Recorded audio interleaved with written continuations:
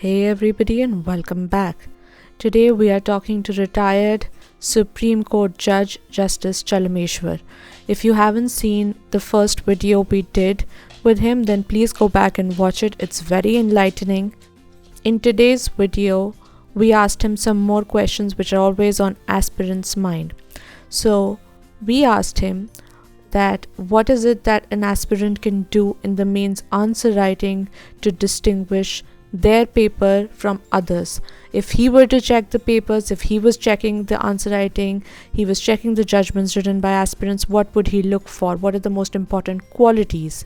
And we also asked him that what are the best tools, best ways that aspirants or lower court judges can write judgments?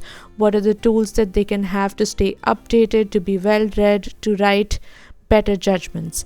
Let's get into his answers ASAP. If you like this video and you want to see more of these videos, please make sure to like this video, give it a thumbs up, and make sure that you subscribe to our channel.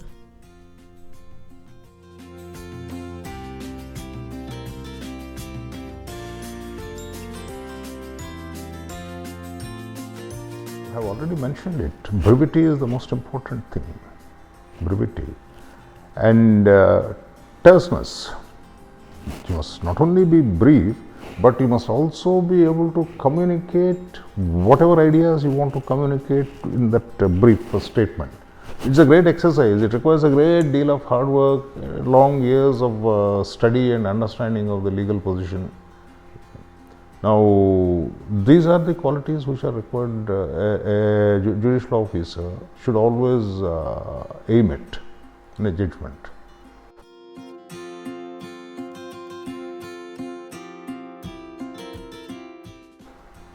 For anybody, it's an young lawyer or a senior advocate or a judge, junior civil judge or a judge of the Supreme Court, the first requirement is read the statute. Unfortunately, over a period of time, this profession has become so precedent-oriented. We start with precedents without reading the basic document, the statute, or contract in a given case, depending upon subject matter of a dispute. You must first read. Any lawyer, any judge, young or old, however high the officer is, they must first examine the elementary documents, whether it is a statute concerned with the particular case or a contract, whatever it is. If you are not able to analyze it or reach a definite conclusion after your analysis, then start looking for precedents. Is there any light thrown earlier way?